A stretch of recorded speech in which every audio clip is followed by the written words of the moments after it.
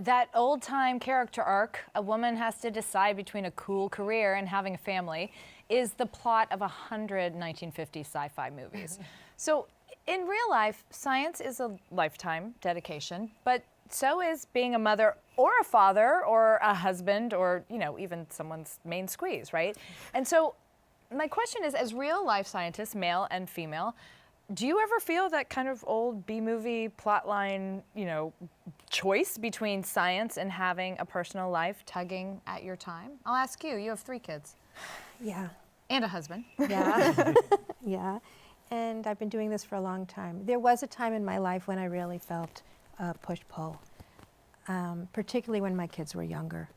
And you just walk through life feeling guilty about something. Either you were guilty about your kids, guilty about your career, guilty about not working at home after you got home because you were trying to give your kid a bath or feed them, or did you want to do work after they went to sleep? So there was always this feeling of... You just described my whole life. I know. You're such a good therapist. Go ahead. You know, so this concept of chronic guilt, you know, do men go through that?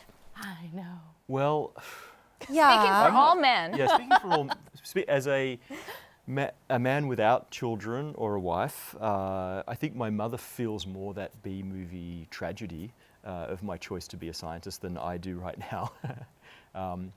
But no, I've seen it. I have a number of colleagues who suffer the two-body problem, which is that, you know, they potentially... Two-body problem? Is that So the what you just two-body called it? problem is that you struggle to find jobs in the same city, and it's very common when both partners are academics, because the jobs are scarce. You have to go where they are, and I have several colleagues who've left science because of this.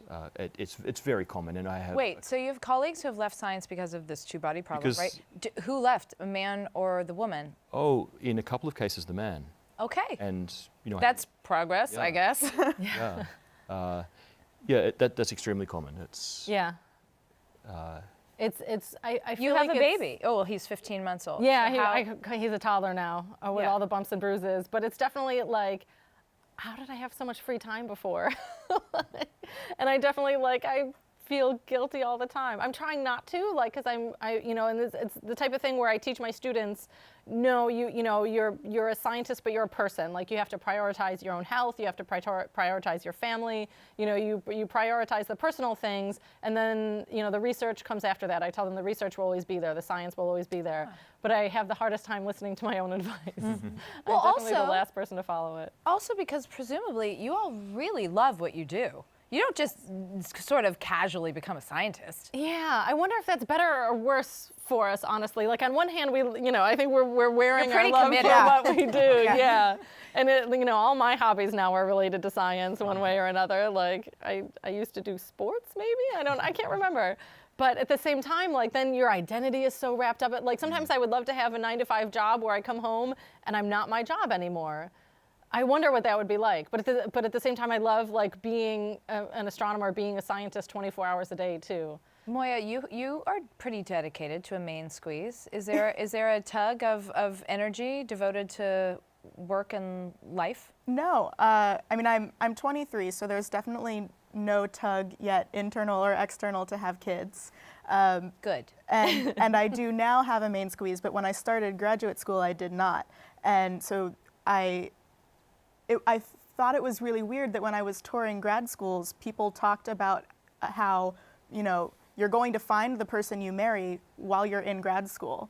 And so I actually had people advise me that I should go to a graduate school where I see attractive men, or go to a grad school in a city where there are lots of eligible bachelors. I don't even know what they... Who said this to you? Who is the PhD is the new Mrs. degree or something? That used to be the MRS degree? It was just expected that I was going to go to grad school, and while I'm trying to find the secrets to the universe, I would also find a man. I wonder if they said those same things to male doctoral candidates. I have no way to be sure, scoping but out I schools. sincerely it would have doubt been it. less of a focus, I think. Wow, that's really interesting. Well, Moiya, your number 1 and 2 picks for favorite female fictional scientists were Samantha Carter, the theoretical astrophysicist from Yes. Stargate SG-1, Exactly. and B'Elanna Torres, the engineer from Star Trek Voyager. Why those 2 women? I like them for very different reasons. Samantha Carter is the reason I ever knew theoretical astrophysics was a field, even though in Stargate she rarely does much astrophysics. She's mostly a military person, a military officer, but still she introduced me to this field. And it was nice to see a strong female character. With B'Elanna Torres, I really appreciated her character, her presence as a main character, because she is a biracial woman. I mean, it's Star Trek, and so she's half Klingon, half human, but in typical fashion, Star Trek's different species are very thinly veiled caricatures of human races.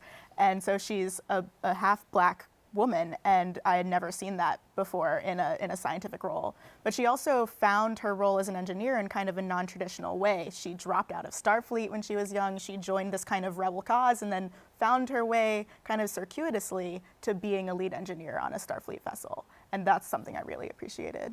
I have to say, I also totally relate to her huge forehead. And one time on Twitter, someone wanted to like really crush me and was like, sent me a picture of a Klingon saying like, "You look like this," and I was like, "That's a compliment." Thank you. I will take being compared to any Star Trek character any day. Have your next Yes. Halloween costume. Yeah, exactly. No, they have my next Halloween costume.